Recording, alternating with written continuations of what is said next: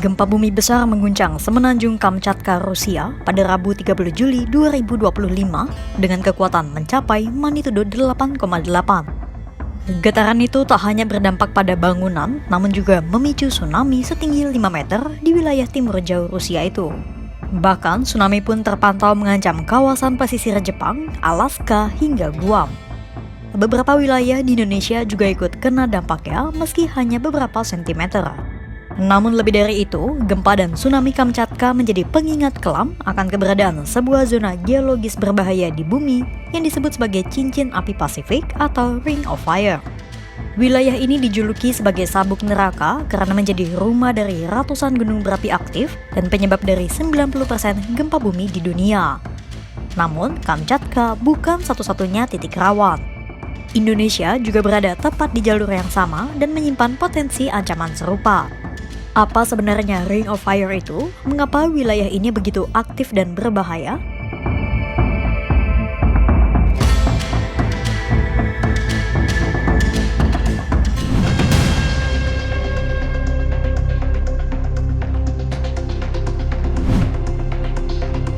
Menurut survei geologi Amerika Serikat atau USGS, cincin api Pasifik adalah rangkaian gunung berapi dan lokasi terjadinya aktivitas seismik atau gempa bumi di sekitar tepi Samudra Pasifik. Wilayah cincin api ini memang tak tampak seperti lingkaran, namun lebih seperti tapal kuda. Cincin api ini membentang sejauh 40.000 km dari Selandia Baru, melintasi sebagian Asia Tenggara, Jepang, Alaska, hingga ke pesisir barat Amerika Utara dan Selatan. 90% gempa bumi, letusan gunung berapi, dan tsunami di dunia terjadi di wilayah ini. Wilayah ini dipenuhi oleh 75% atau sekitar 452 gunung berapi aktif, baik di daratan maupun di dasar lautan yang siap meletus kapan saja. Di Selandia Baru, Gunung Ruapehu menjadi salah satu gunung berapi paling aktif di kawasan ini. Di Indonesia, ada Krakatau yang terakhir meletus pada 1883 dan berdampak hampir ke seluruh dunia. Di Jepang, ada Gunung Fuji yang terakhir meletus pada 1707 dan kini berada dalam kondisi kritis.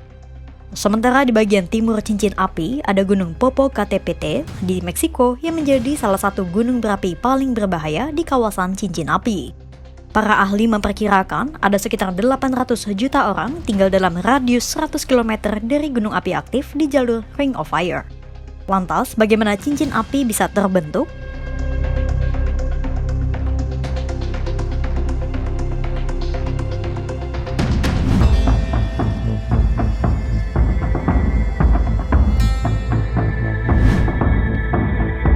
Jadi, jalur cincin api Pasifik itu melewati berbagai lempeng tektonik. Mulai dari lempeng Eurasia, Amerika Utara, Huang de Fuca, Cocos, Karibia, Nazca, Antartika, India, Australia, Filipina, sampai lempeng-lempeng kecil lainnya yang mengelilingi lempeng Pasifik yang besar. Lempeng tektonik adalah lempengan besar dari kerak bumi yang terus bergerak di atas mantel bumi atau lapisan batuan padat dan cair yang ada di bawah kerak bumi. Nah, cincin api Pasifik itu terbentuk ketika lempeng samudra meluncur ke bawah lempeng benua. Ketika satu lempeng terdorong ke bawah lempeng lainnya di dalam mantel bumi, terbentuklah rangkaian gunung api di sepanjang cincin api Pasifik. Proses itu disebut dengan subduksi. Waktu lempeng tektonik ditarik atau didorong bersamaan, maka tekanan pun terlepas dan membuat magma meletus dalam bentuk abu atau lahar. Saat lava mendingin, barulah ia akan membentuk kerak baru. Kerak bumi yang terus terbentuk secara perlahan-lahan itulah cikal bakal lahirnya gunung api. Saat fenomena subduksi terjadi, maka otomatis menghasilkan gempa bumi yang bisa kita rasakan hingga kerak bumi. Aktivitas seismik dan vulkanik itu pula yang memicu gelombang tsunami. Ahli geofisika dan koordinator Asosiasi Program Gawat Darurat Gempa USGS, Michael Blanpitt menyebut, karakter itulah yang membuat Pasifik unik. Lalu, bagaimana dengan Indonesia yang lokasinya dikelilingi Ring of Fire?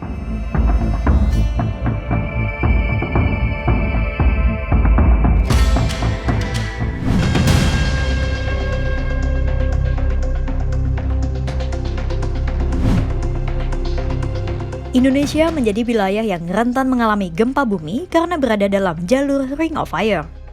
Kerawanan gempa yang tinggi juga disebabkan oleh keberadaan Indonesia yang berada di jalur pertemuan lempeng.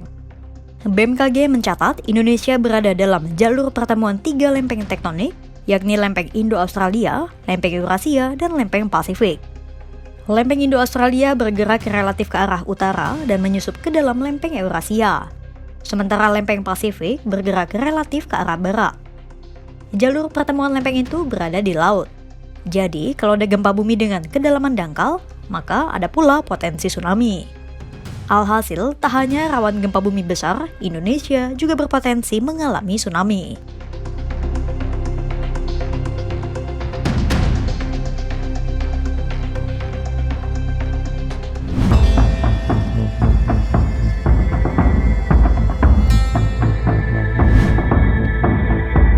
Istilah Ring of Fire ternyata tak disukai oleh banyak ilmuwan karena terkesan menyederhanakan fenomena yang sangat kompleks. Seorang ahli vulkanologi dari Drexel University, Lloyd van der Cluyssen, meyakini bahwa setiap gunung berapi punya sejarah dan karakter yang unik.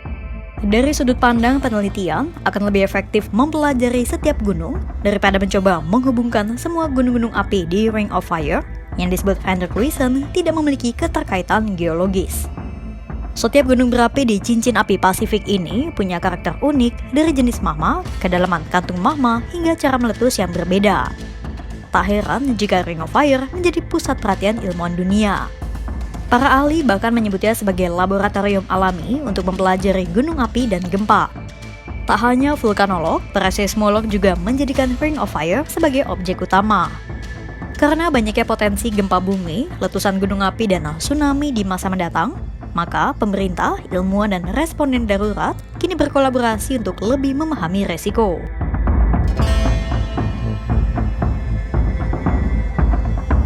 Kini, jaringan instrumen seismik yang sangat sensitif telah tertanam hampir di seluruh dunia.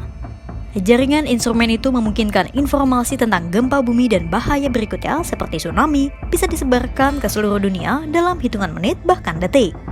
Kemajuan teknologi itu membuat para ilmuwan bisa memantau dan mempelajarinya dalam waktu nyata. Tugas terbesar dalam mempelajari aktivitas di sepanjang cincin api adalah menentukan seberapa dekat gempa berikutnya. Walaupun prediksi secara akurat masih sulit, namun peringatan dini yang diberikan setidaknya bisa membuat masyarakat lebih siap. Untuk menghadapi bencana mendatang, para ilmuwan akan mempelajari bencana-bencana di masa lalu, termasuk bencana berabad-abad yang lalu. Menurut sejarawan Asia Tenggara, Anthony Reid, ada ritme khusus dalam dokumentasi bencana-bencana itu yang bisa membuat ilmuwan tahu apa yang akan terjadi di masa depan.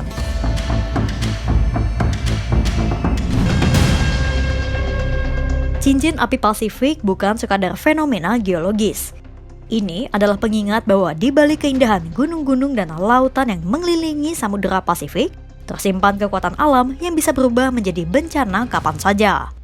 Indonesia sebagai bagian dari zona ini tak bisa bersikap biasa-biasa saja. Pemetaan risiko, teknologi peringatan dini, edukasi masyarakat, hingga kolaborasi ilmuwan dunia, semuanya menjadi bagian penting dalam upaya preventif. Karena meski gempa tak bisa dihentikan, seluruh masyarakat bisa berkolaborasi untuk mengurangi dampak kerusakannya. Kira-kira fakta apa lagi yang menarik untuk dibahas ya, sahabat kompas.com? Tulis di kolom komentar ya.